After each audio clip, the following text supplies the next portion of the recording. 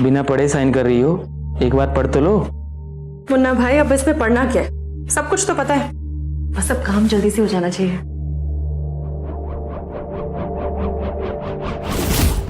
ये रहे डिवोर्स के पेपर्स। अरे इससे तो हम लोगों ने बहू नहीं बल्कि अपनी बेटी की तरह समझा था, और इसने हमारे ऊपर ही दहेज का झूठा इल्जाम लगा दिया। अरे झूठे हैं ये लोग। देखिए इस पेपर्स पे इसके साइन है कि नहीं? क्या आप जानते हैं दहेज का झूठा इल्जाम लगाने का मतलब क्या होता है? वो लोग आप पर मानहानि का दावा कर सकते हैं, आप लोगों को जेल भी हो सकती है।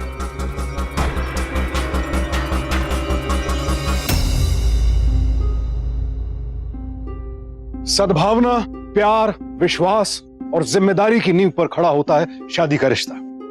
माँ बाप जब अपनी बेटी को पति के घर भेजते हैं तो इसी उम्मीद के साथ भेजते हैं कि ये भावनाएं सदैव बनी रहेंगी। लेकिन इन सारी उम्मीदों पर पानी फिर जाता है जब शादी बिगड़ने लगती है।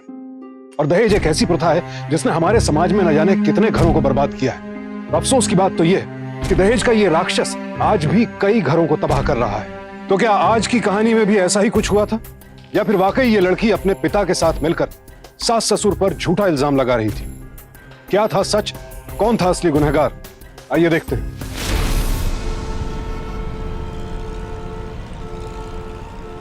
बड़ी सुंदर है आपकी बहू। हाँ जी।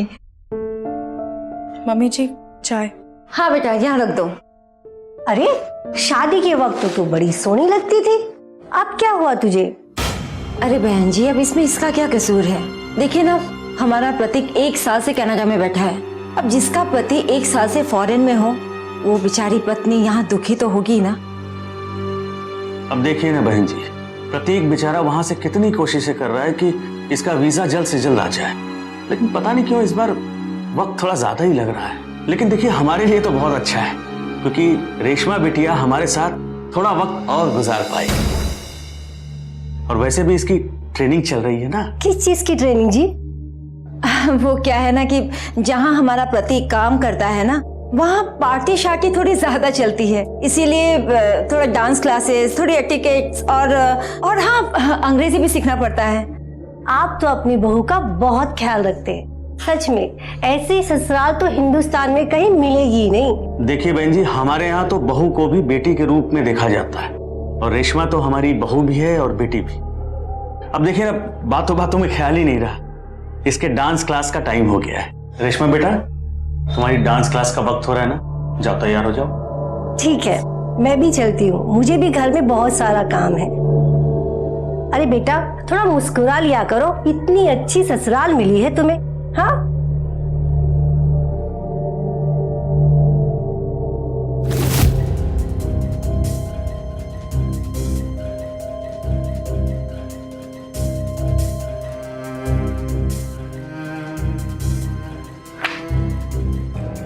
बेटा तुम अभी भी शर्माती हो?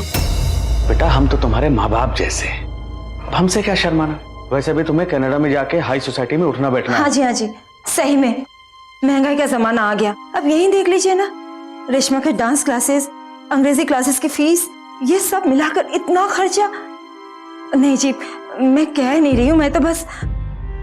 हाँ हाँ, लीजिए, अपनी बेटी से बात कीजिए, बहन जी का ख्याल रखिएगा। हाँ जी, नमस्ते। लो बेटा, पापा जी से बात करो। और हाँ, कल मुन्ना आने वाला है ना, तो पापा जी से बात कर लेना। हाँ लो।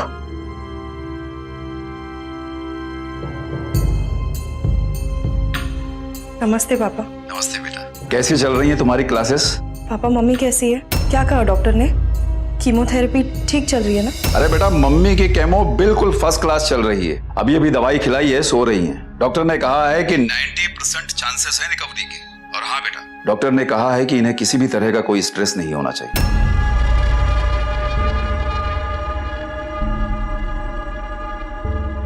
क्या बात है बेटा, तू अचानक चुप क्यों हो गई? पापा वो मुझे आपसे कुछ बात है क्या बेटा? कुछ कहना चाहती है तू? नहीं, आप बस मम्मी का ध्यान रखना, उन्हें किसी भी तरह का स्ट्रेस नहीं होना चाहिए। मैं आपसे बाद में बात करती हूँ। रेशमा, सब ठीक तो है ना बेटा वहां पर? मैं आपसे बाद में बात करती हूँ। नमस्ते। नमस्ते। अरे रेशमा, बेटा तुमने अपने पापा से कहा क्यों नहीं मुन्ना के बारे में? कितनी बार कहा तुमसे? डॉक्टर ने मम्मी को स्ट्रेस लेने से मना किया। अगर वो किसी भी तरह का स्ट्रेस लेंगी तो उनका कैंसर बढ़ जाएगा। ऐसे में मैं उनसे पैसे कैसे मांगू? वो सब तो ठीक है, लेकिन अब हम मुन्ना को क्या जवाब देंगे? पिछले 3 हफ्तों से आप लोग पैसा नहीं दे रहे हो। आप लोगों ने क्या समझा कि मैं अपनी जेब से पैसा भरूंगा? कर्जा लेने से पहले ये सब नहीं सोचा था क्या? देखो भाई मुन्ना, तुमने कहा था ना कि 10 लाख रुपए में प्रतीक वहां सेटल हो जाएगा। कहा था कि नहीं कहा था? और हमने दे भी दी। 10 से 20, 20 से 30, ये क्या है मुन्ना?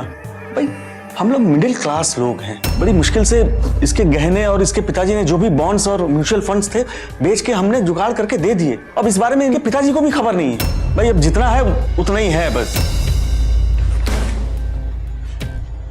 10 लाख मैंने उसे कनाडा भेजने और वहां का वर्क परमिट दिलाने के लिए 10 लाख बोला था।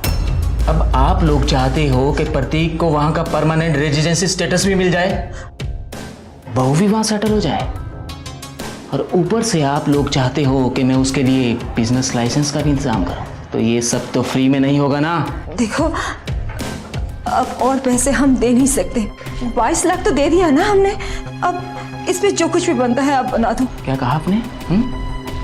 आपको ये मजाक लग रहा है? पूरा 1 करोड़ का खर्चा था, मैं फिर भी 30 लाख में कर रहा हूं। और अब तो सारे पेपर भी साइन हो चुके हैं, मैं गारंटर बन चुका हूं। अब मुझे जेल भिजवाओगे क्या तुम लोग? अच्छा ठीक है, एक काम करते हैं, जब तक तुम लोग मेरे बाकी के पैसे दोगे तब तक मैं इसे अपने साथ लेकर जाता हूं। नहीं, अरे छोड़ो, अरे छोड़ो। क्या कर रहे हो? ये घर की बहू है, तुम इसकी बेइज्जती नहीं कर सकते।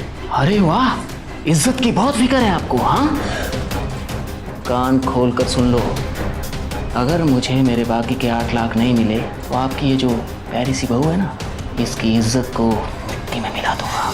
नहीं, ऐसा कुछ मत करना, मैं हाथ जोड़ती हूँ, ऐसा कुछ मत करना। अच्छा अब मुझे टाइम दो, मैं कुछ करती हूँ। एक हफ्ते का टाइम दो। 1 हफ्ता और चाहिए? लो दिया, याद रखो, मुझे मेरे 8 लाख चाहिए, नहीं तो आपकी इज्जत कहीं मिट्टी में। याद रखना। नहीं, ले बेटा पानी पी ले। बचा ले बेटा, घर की इज्जत बचा ले। मैंने सोचा था कि 10 लाख रुपए में तेरी और प्रतीक की जिंदगी वहां बच जाएगी। बेटा बस आखिरी बार तू पैसों का जुगाड़ कर दे बेटा। आज उसने तेरा हाथ पकड़ा, हम तेरे गुनहगार हैं बेटे। नहीं, मैं कुछ करती हूँ, कुछ करती हूँ।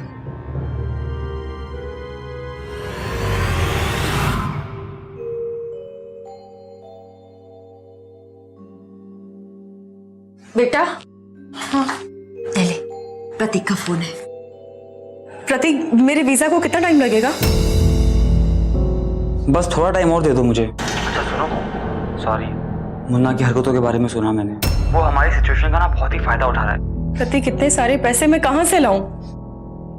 रेशमा, मैं भी यहाँ पे बहुत फंस गया हूँ। मेरा तो अब मन करता है वापस आ जाऊँ, लेकिन नहीं, वहाँ पर हमारा फ्यूचर नहीं है। रेशमा प्लीज, आखिरी बार पैसों का जुगाड़ कर लो, हमारी जिंदगी बदल जाएगी। रेशमा, रेशमा मैं यहाँ पे बहुत अकेला महसूस करता हूँ। यहाँ पे कोई नहीं है मेरा। रेशमा प्लीज, मैं यहाँ से कुछ नहीं कर सकता, सब तुम्हारे ऊपर निर्भर है अभी। प्लीज रेशमा, हमारी खातिर कर लो। प्रतीक, तुम समझने की कोशिश क्यों नहीं कर रहे? मैं इतने... चलो, अगर पैसे का जुगाड़ नहीं हो तो क्या होगा? मैं वापस आ जाऊंगा। नहीं नहीं नहीं, मैं कुछ करती हूँ। बस तुम ट्राई करना कि बिजनेस लाइसेंस मिलने के बाद मेरा वीजा भी हो जाए प्लीज। मिल जाएगा, मिल जाएगा। अच्छा चलो, मैं फोन रखता हूँ, यहाँ पे काफी रात हो गई है, अपना ख्याल रखना। Good night. बाय।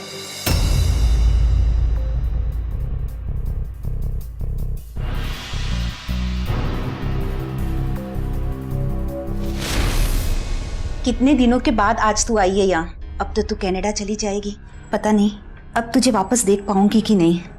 अगर जिंदा रही तो। माँ, कैसी बातें कर रहे हैं आप?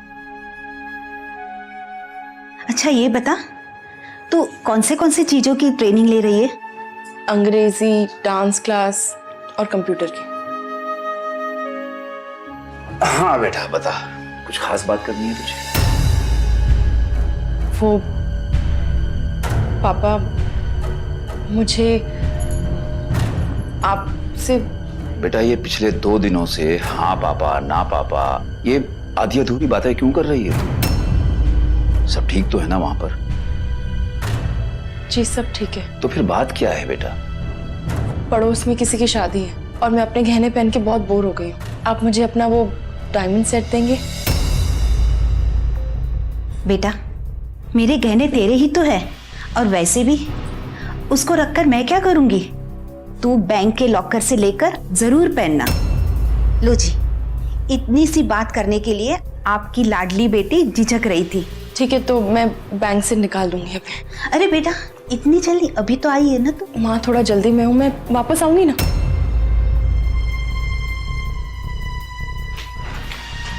तुम जब तक ये खाओ, मैं रेशमा को दरवाजे तक छोड़ के आता हूं। रेशमा,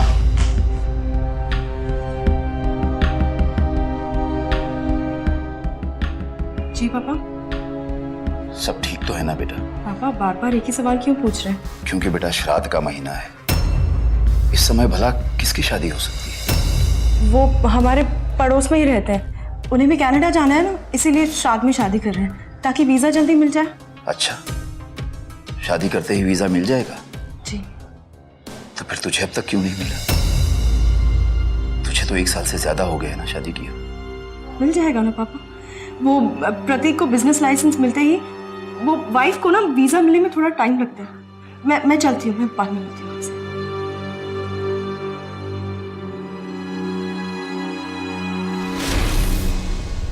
ये लो पैसे।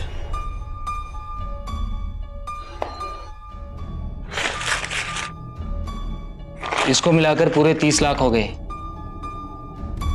प्रतीक को कनाडा में सारे पेपर्स मिल जाएंगे। और बहू का वीजा? उसके लिए 5 लाख और चाहिए। क्या? मैं और पैसे नहीं दे सकती? अरे 5 लाख और कहां से लाएंगे हम इतने पैसे?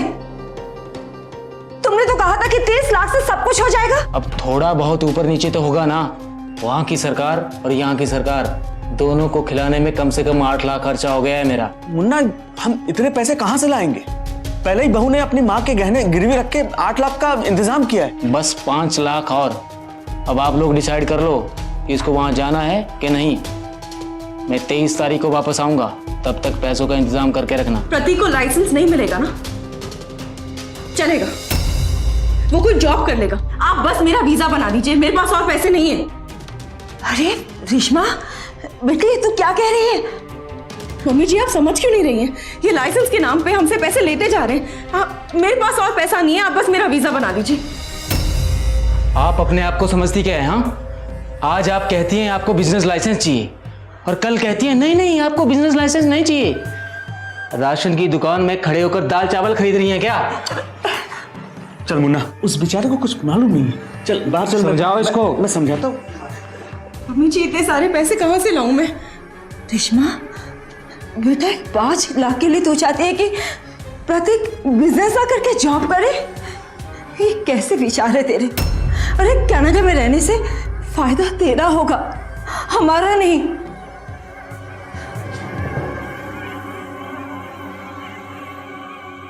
मेरी बात तो सुन ले, मैं बात कर रहा हूँ ना यार। मैं क्या बात करनी है आपको? हाँ,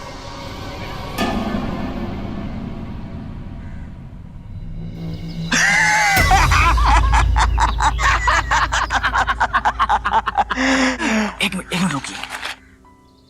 ये रखिए अंकल।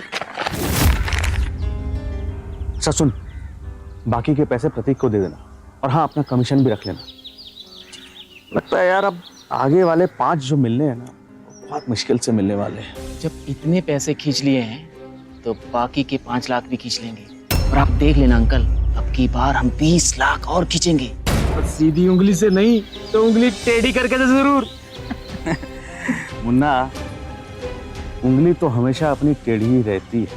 मुन्ना अब तू निकल ले यहाँ से, समझा क्या? सुन, अगले गुरुवार को मिलना मुझे, तब तक मैं देखता हूँ कि आगे क्या करना है।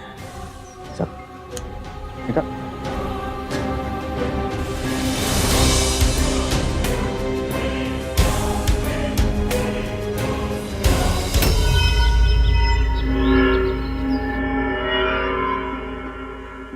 हमारे समाज में शादी को सिर्फ लड़के लड़की का नहीं, दो परिवारों का मिलन माना जाता है। अपेक्षा यही की जाती है कि सास ससुर लड़की के माता पिता की जगह ले लेंगे। लेकिन ये किस तरह के लोग थे जो लालच में अंधे होकर अपनी बेटी जैसी बहू को इतना बड़ा धोखा दे रहे थे। और ये तो बस शुरुआत थी। इनका लालच इन्हें किस हद तक लेकर जाने वाला था, इसका किसी को अंदाजा भी नहीं था।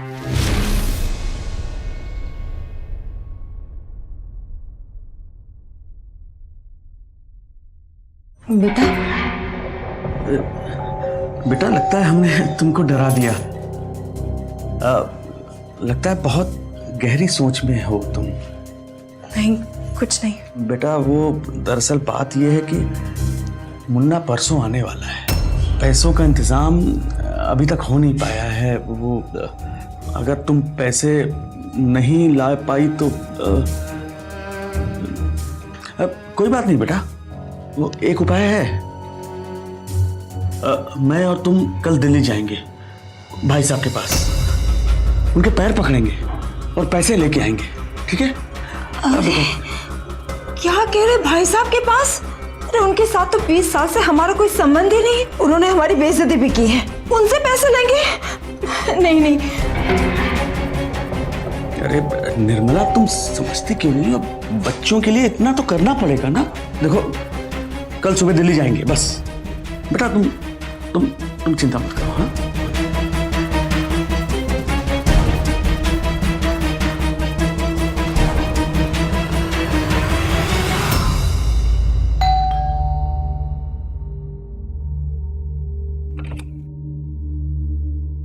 निगम साहब है? वो तो घर पे नहीं है। जानता हूँ, उनके बड़े भाई ने कुछ पैसे भेजे, सुबह फोन आया था। दीजिए।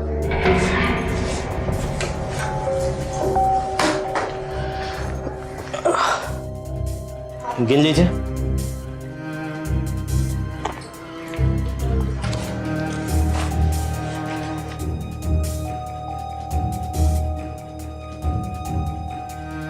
हाँ, लग तो ठीक रहे।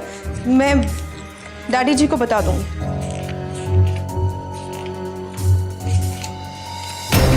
क्या बदतमीजी है ये? मैं अभी डैडी जी को फोन करती हूँ। निकली यहाँ से, जाइए। ये क्या कर रहे हैं आप? हाँ, दरवाजा क्यों बंद किया आपने? 1 मिनट। पैसे डिलीवर हो गए, लेकिन लड़की बात मान नहीं रही है, कह रही निकल जाए यहाँ से।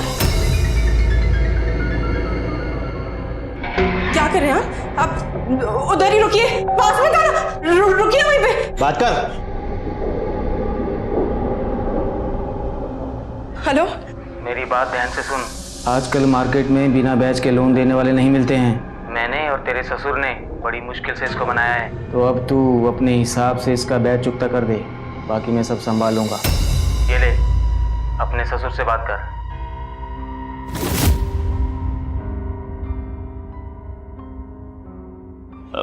देखो बेटा, अब यहाँ से तो कुछ नहीं हो सकता। हालात इतने बिगड़ चुके हैं कि हमें इनसे कोऑपरेट करना ही पड़ेगा बेटा, और तुम्हें भी वहां इनसे कोऑपरेट करना पड़ेगा। बस बेटा आखिरी बार, इसके बाद तुम्हें पैसे मांगने की कोई जरूरत नहीं पड़ेगी बेटा, और तुम्हारा वीजा भी पक्का हो जाएगा, है ना बेटा? तो बस एक आखिरी बार। हाँ,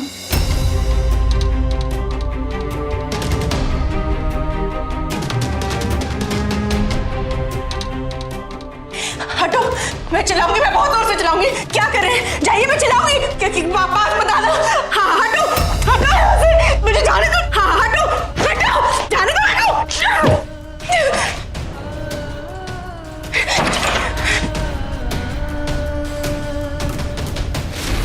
इंसान कहलाने लायक नहीं है ये लोग, जो पैसों के लिए अपनी बहू को बेचने तक के लिए तैयार हो गए। कितनी घटिया सोच है।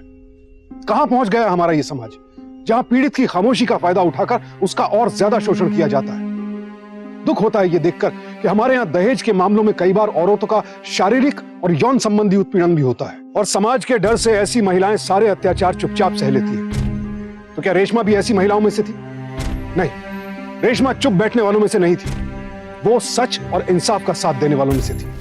पापा, उन्होंने मुझे बर्बाद कर दिया, मेरे से और मेरा सब कुछ बेच दिया पापा। और पैसों के बदले एक आदमी भेजा उन्होंने। वो लोग उसी के साथ थे, वो लोग दिल्ली में नहीं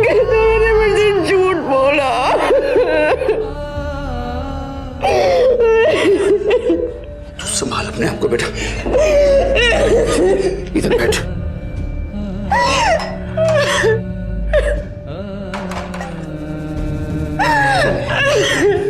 पानी पी बेटा। हाँ?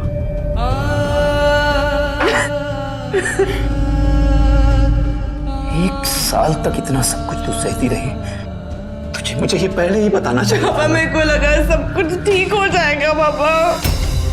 प्रतीक पे, उसके मम्मी पापा पे मैंने कितना विश्वास किया था। मुझे लगा कनाडा का वीजा मिलते सब कुछ वापस लेकर आऊंगी। पापा मुझे उन पे विश्वास नहीं करना चाहिए था पापा, मैंने बहुत बड़ी गलती की। सब मिले हुए हैं ये।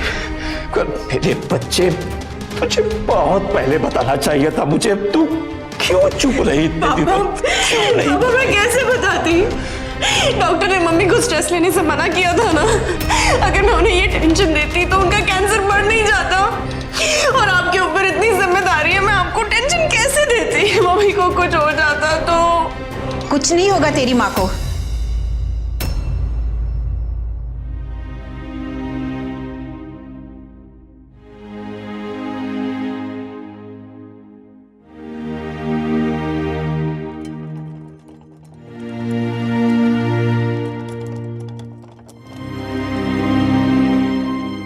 जिस माँ के पास तेरे जैसी बेटी हो, उस माँ को कुछ नहीं हो सकता।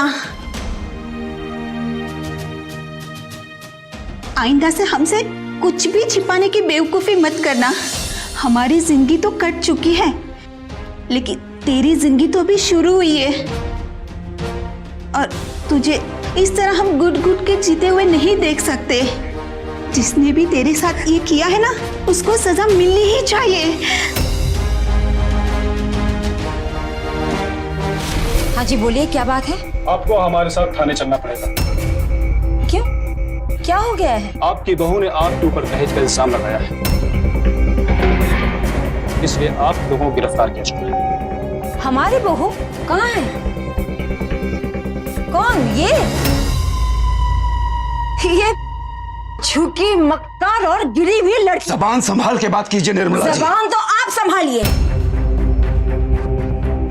इंस्पेक्टर साहब, अब इनके जैसे झूठे लोगों की बातों में आकर हमारे खिलाफ वारंट नहीं करवा दिया। इंस्पेक्टर साहब, इसके और मेरे बेटे का डिवोर्स 1 साल पहले ही हो चुका है। क्या? इंस्पेक्टर साहब ये कुछ भी बोल रहे हैं। गिरफ्तारी के वक्त अक्सर लोग उल्टी सीधी कहानियां बनाते हैं।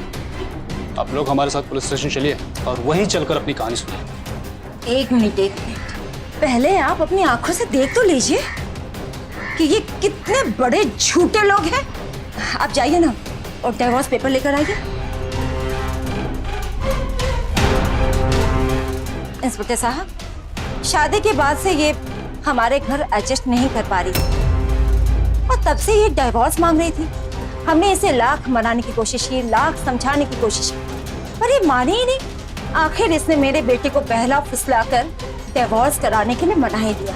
और मेरा बेटा इसकी बातों में आकर इसे डिवोर्स दे दिया और पूरी तरह टूट के वो कनाडा जाकर सेटल हो गया, यहाँ सब कुछ छोड़ छाड़ के। इंस्पेक्टर साहब, ये झूठ बोल रहे हैं। ये सब इनकी चाल है। चाल हमने चली, चाल तो तुम दोनों बाप बेटी हमारे साथ चल रहे। इंस्पेक्टर साहब, जैसे इनको पता चला कि मेरा बेटा कनाडा चला गया, वहां सेटल हो गया, तो ये दोनों बाप बेटी वापस आकर एक नया नाटक रचने लगा। ये इसके बाप मेरे पैरों में झुक कर गिड़गिड़ाने लगा कि बहन जी डिवोर्स तो हो गया है, लेकिन ये बात हमारे परिवार, आपके परिवार को पता है, समाज को नहीं पता। हम हमारी बेटी को बाहर भेज देंगे, लेकिन तब तक के लिए आप आपके पास रख लीजिए इसे। इनकी झांसे पे आकर मैंने इसे हमारे घर रख लिया, ये सोचकर कि कुछ ही रोज की तो बात है, फिर ये चली जाएगी। लेकिन महीना साल में बीत गया और हमने इनसे कहा कि आप अपनी बेटी को वापस ले जाओ, लेकिन इन्होंने क्या किया? हमारे खिलाफ झूठी रिपोर्ट लिखवा दी। क्या यही इंसाफ है? अरेस्ट वारंट दिखा रही है मुझे। अरे इंस्पेक्टर साहब, इसने खुद अपनी मर्जी से तलाक दिया है। ये रहे डिवोर्स पेपर। अरे हमने तो इसको अपनी बहू नहीं बेटी की तरह रखा था और इसने हमारे खिलाफ दहेज का झूठा इल्जाम लगाया। अरे झूठे हैं ये लोग। देखिए डिवोर्स पेपर पर इसके साइन है कि नहीं। क्या ये सिग्नेचर आपके हैं?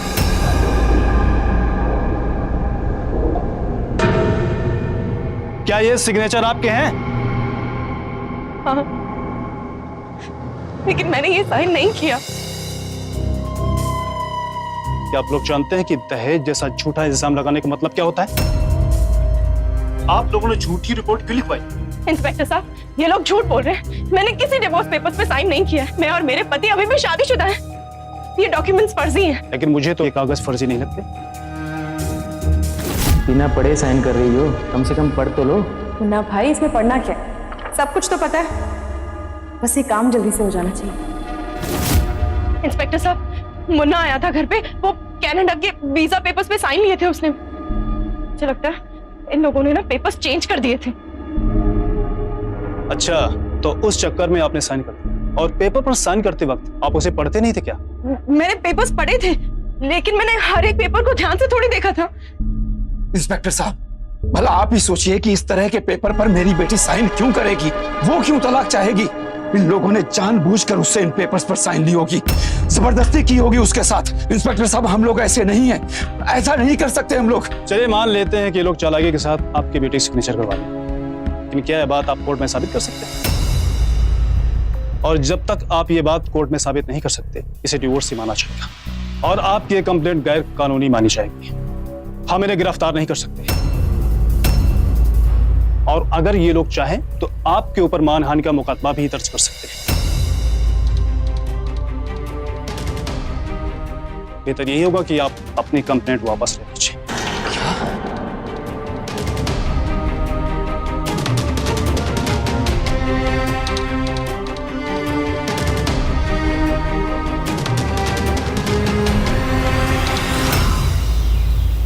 शुरू में मैं सारे डॉक्यूमेंट्स देखती थी, लेकिन जब मैंने देखा कि वीजा के लिए बार बार वही डॉक्यूमेंट्स हैं, तो मैंने पढ़ना छोड़ दिया। मुझे क्या पता था ये लोग मुझे फंसाने के लिए डिवोर्स पेपर्स पे साइन करवाएंगे। ये सब हम लोगों से पैसा ऐंठने के लिए लोगों ने बहुत पहले ही प्लान कर रखा होगा। इन्हें पता होगा कि आगे चलकर कभी ना कभी हम लोग इन लोगों के खिलाफ कंप्लेन लिखवाएंगे, और तब अगर इन लोगों ने ये प्रूव कर दिया कि तेरा डिवोर्स हो चुका है, तो इन लोगों को पुलिस दहेज लेने के जुर्म में अरेस्ट नहीं कर सकती। पर डिवोर्स पेपर तो नकली थे ना? हाँ, नकली थे, लेकिन उस पर रेशमा के सिग्नेचर्स हैं। अब कोर्ट में हमें साबित करना होगा, और जब तक कोर्ट में हम ये साबित करेंगे तब तक पता नहीं वो लोग और भी क्या क्या सोच लेंगे। क्रिमिनल्स हैं, सारा का सारा कुछ वैसे ही सोचते। अब हम क्या कर सकते हैं? हमारे पास एक ही रास्ता, मुन्ना। मुन्ना? हमें ये जानना होगा कि मुन्ना पैसे लेकर किसे देता था, कहाँ लेकर जाता था। हमें किसी भी तरह से मुन्ना तक पहुंचना ही होगा।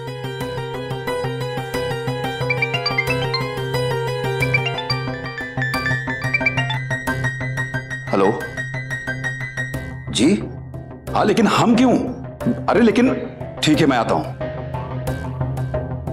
पुलिस स्टेशन से फोन था, बुलाया है हम लोगों को। उन लोगों ने हमारे खिलाफ चोरी की कंप्लेंट की है। एक डायमंड का नेकलेस था और एक हफ्ते पहले तक ही तो था, लेकिन उसे भी इन लोगों ने बेच दिया। इंस्पेक्टर साहब, ये झूठ बोल रहे हैं। वो मेरी माँ का डायमंड नेकलेस था और इन लोगों ने मुझे मजबूर किया था उसे बेचने के लिए। क्या तेरी माँ का नेकलेस था? एक और झूठ बोल रही है। हे भगवान। ठीक है, अगर तेरी माँ का था ना, तो साबित करके दिखा। देखा इंस्पेक्टर, पहले तो इन्होंने हमें ब्लैकमेल किया और फिर हमारे खिलाफ झूठी रिपोर्ट लिखवाई, और अब एक और झूठ। इस तरह कितने झूठ बोलते रह रहे हैं लोग। देखिए, आप लोग आपस में बच्चों की तरह मत लड़िए।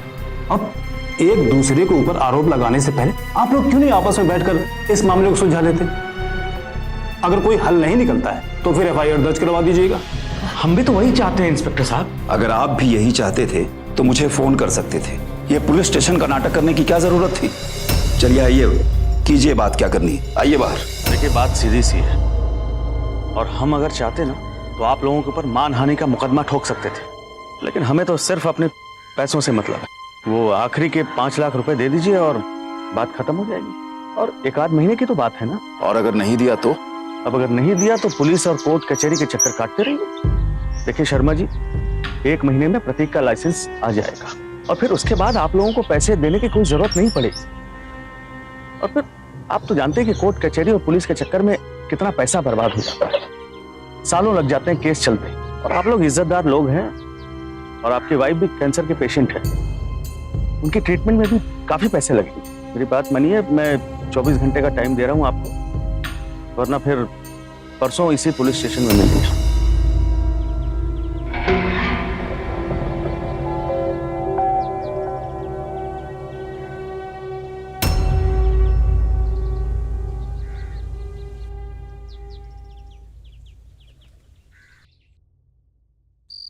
हमें डर किस बात का है? ये सब कुछ झूठ है और ये हम साबित भी कर सकते हैं ना। साबित तो कर सकते हैं, लेकिन वक्त बहुत लगेगा। कोर्ट कचहरी का मामला है, सारी जिंदगी निकल जाती है इंसान की कोर्ट कचहरी के चक्कर में। जो भी पैसे बचे हैं ना, वो सब हम लगा देंगे और तुम मेरी फिक्र मत करो। अरे मैं कैसे ना तुम्हारी फिक्र करूं? तुम आराम करो, मैं सोचता हूं मुझे क्या करना है। नहीं, अब कुछ सोचने की जरूरत नहीं है। ये हमारे परिवार की इज्जत का सवाल है, मेरी बेटी की जिंदगी का सवाल। वो पैसे तुम कोर्ट केस में ही लगा देना, अब मेरी फिक्र मत करो। नहीं माँ, हम उन्हें इस बार पैसे दे देंगे। ये तू क्या बात कर रही है बेटा? बस एक आखिरी बार पापा। तुझे लगता है कि एक बार और पैसे लेकर वो लोग चुपचाप बैठ जाएंगे? बेटा, ये ब्लैकमेलिंग सारी जिंदगी चलती रहेगी। पापा, हमारा ये देखना बहुत जरूरी है कि मुन्ना उन पैसों का करता क्या है। मुझे पूरा यकीन है कि प्रतीक को ये लोग कनाडा में भेज के कुछ न कुछ गलत काम जरूर कर रहे हैं। एक बार मुन्ना का पता चल जाए ना कि वो कहाँ जाता है, किससे मिलता है, एक बार मुन्ना को रंगे हाथों पकड़ लिया ना, फिर ये पुलिस केस, कोर्ट, इन सारे झंझटों से हम लोग बच जाएंगे। बात तो तेरी सही है बेटा, लेकिन पापा, इतने सारे पैसे आएंगे कहाँ से?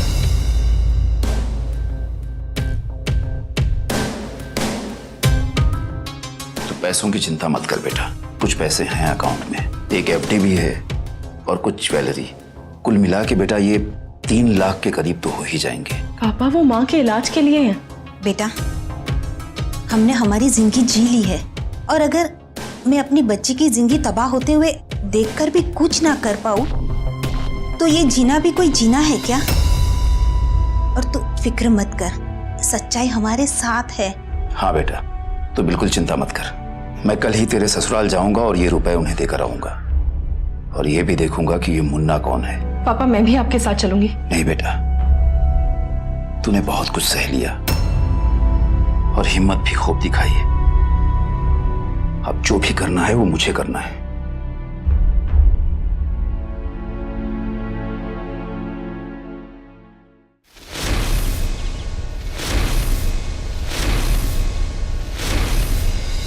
देखिए, मेरे पास जो था वो मैं ले आया। 3 लाख रुपए मैं लेकर आया हूँ, इतना ही था मेरे पास। मुझे 1 हफ्ते का वक्त दे दीजिए, मैं बाकी के 2 लाख रुपए भी आपको लाकर दे दूंगा। शर्मा जी, आधे घंटे में मुन्ना आ जाएगा यहाँ और उससे कैसे भी करके आज 5 लाख रुपए देने हैं। पर भाई साहब, अच्छा मुझे 1 दिन का तो वक्त दीजिए, आप ही समझाइए ना, सिर्फ 1 दिन का। मैं बाकी के पैसे दे दूंगा आपको लाके। अरे आप समझ क्यों नहीं रहे शर्मा जी? मुझे 5 लाख रुपए चाहिए आज ही। अच्छा ये तो रख लीजिए, ये रख लीजिए ना, मुझे थोड़ा सा वक्त, बस कल तक का। मैं कैसे भी करके कहीं से भी कल आपको लाके दे दूंगा, कहीं से भी लाके दे दूंगा, प्लीज। लेकिन सिर्फ कल तक का दे रहा हूं। कल तक अगर मुझे मेरे पैसे नहीं मिले ना, कोर्ट चला जाऊंगा मैं। और हाँ, वो मानहानि का केस याद है ना आपको, कि भूल गए आप? जी जाइए।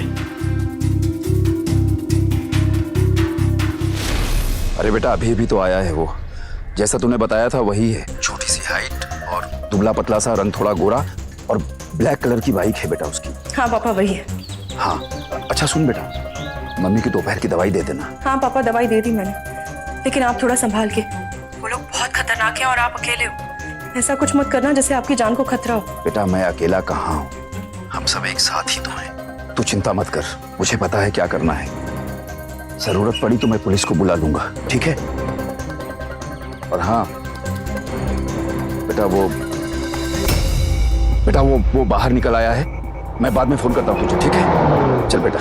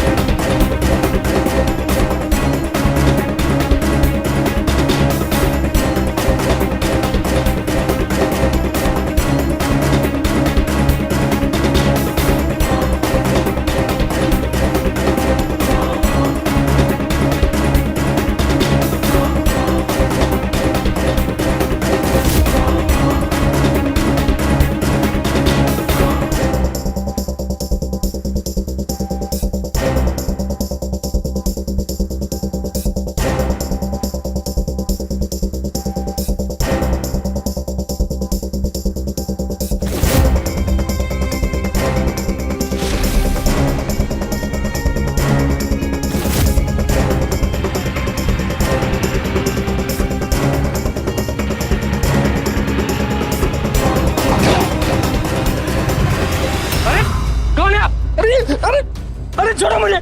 मैं उस बेटी का बाप हूँ जिसको पिछले 1 साल से तू लूट रहा है। किसके लिए काम करता है तू?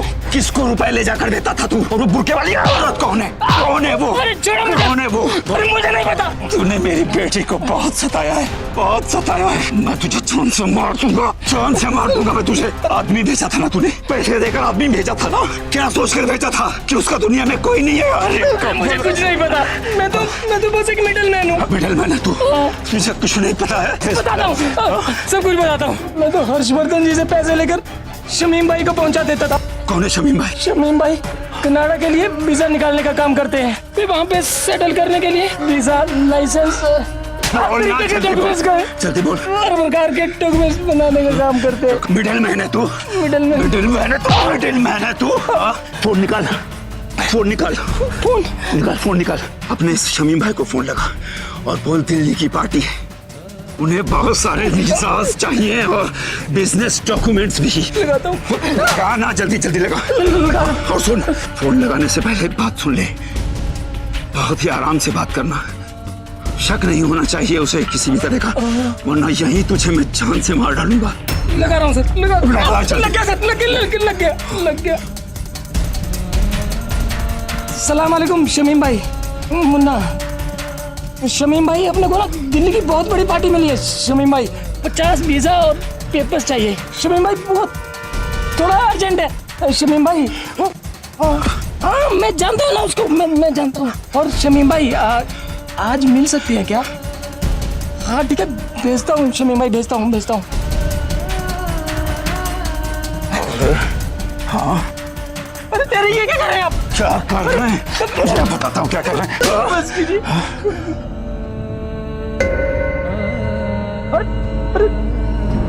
अरे मेरी बाइक तो छोड़ देते।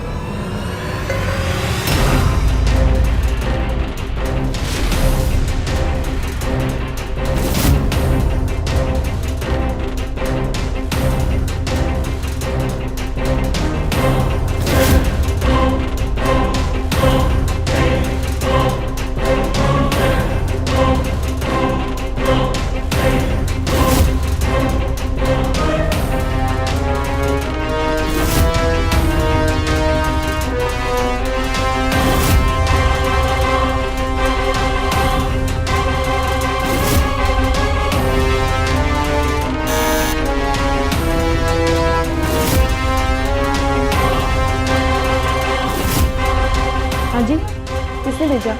जी, मुझे मुन्ना ने भेजा है, मैं दिल्ली से आया हूँ। ठीक है आइए।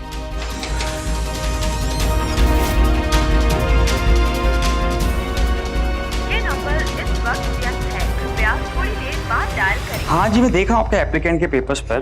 पेपर सही नहीं है, नए बनवाने पड़ेंगे। खर्चा उतना ही आने वाला है। जी। हाँ बोलिए। कनाडा का ना वीजा लग जाएगा? मैंने आपको कहा वर्क वीजा नहीं है उसका। अच्छा, वो दिल्ली वाली पार्टी आई थी, उसको बिठा? हाँ वो आ गए, बाहर बैठे। अच्छा जाओ, मैं आता हूँ। उतने में नहीं हो पाएगा, सॉरी। माइग्रेशन में देना पड़ता है, सबको देना पड़ता है, पॉसिबल नहीं है। आप मुझे सोच के बता दीजिएगा। Okay, hello.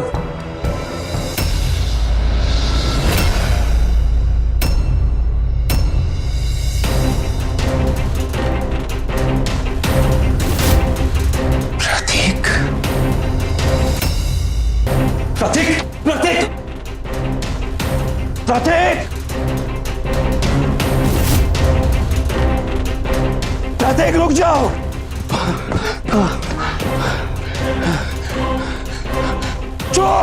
चोर मेरा बटुआ लेके भागा है। अरे चोर, कोई पकड़ो, चोर पकड़ो इसे, पकड़ो।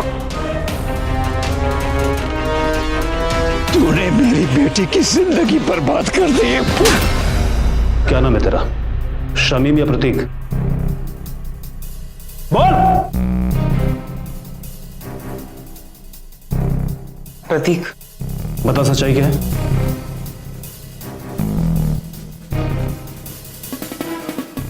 असल में मैं कनाडा गया ही नहीं था, बल्कि मैं लोगों को कनाडा भेजने का और उनका वीज़ा निकालने का फर्जी धंधा करता हूँ। मुझे मेरे बिजनेस के लिए बहुत सारे पैसे चाहिए थे, तो मैंने और मेरे परिवार ने सोचा कि हम रेशमा और उसके परिवार से पैसे निकालेंगे। इसीलिए कनाडा जाने के बहाने मैं अंडरग्राउंड हो गया मैंने रेशमा को अपने बिजनेस की लाइसेंस की और वीजा की झूठी कहानी बताकर पैसे निकालने लगा। हमें पता था कि अगर ऐसे पैसे निकालेंगे हम तो उन्हें हम पर कभी शक नहीं होगा। एक मिनट शर्मा जी, इन दोनों को अंदर डालो, इनकी भी तो खातिरदारी करनी है। खत्री, इस लौंडे को अंदर डालो और इसकी रिपोर्ट तैयार करो। रेशमा, मुझसे बहुत बड़ी गलती हो गई, आखिरी बार माफ कर दो मुझे प्लीज।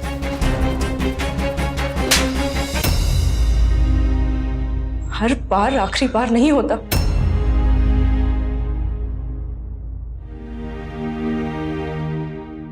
प्रतीक और उसके परिवार को दहेज उत्पीड़न के लिए आईपीसी के सेक्शन 498A, फर्जी मामला दायर करने के लिए सेक्शन 463 और नकली वीजा बनाने के लिए सेक्शन 415 और 416 के तहत गिरफ्तार किया गया। मुन्ना को महिलाओं के शारीरिक उत्पीड़न के लिए सेक्शन 354 और यौन शोषण के लिए सेक्शन 509 के तहत गिरफ्तार किया गया। प्रतीक और उसका परिवार रेशमा पर लगातार जुल्म करते चले गए और रेशमा चुपचाप सहती गई। यह रेशमा की बहुत बड़ी गलती थी, क्योंकि जुल्म करने वाला भी उतना ही दोषी होता है जितना कि जुल्म सहने वाला। याद रखिए, जब भी अत्याचार से सामना हो तो उसी वक्त फौरन आवाज उठाएं, क्योंकि आपकी एक आवाज पर आपके करीबी दोस्त, आपका परिवार आपकी ताकत बनकर आपके साथ खड़े हो जाएंगे। और जब परिवार साथ होता है तो बड़ी से बड़ी मुसीबत भी आपका बाल भी बांका नहीं कर सकती। तो सावधान रहें, सतर्क रहें, परिवार को मजबूत रखें। इसी प्रार्थना के साथ अब मैं सुशांत सिंह आपसे विदा लेता हूं। फिर मुलाकात होगी ऐसी एक और सत्य घटना के साथ। देखते रहें सावधान इंडिया, फाइट बैक नाउ, क्योंकि अब सवाल है परिवार का। तो सावधान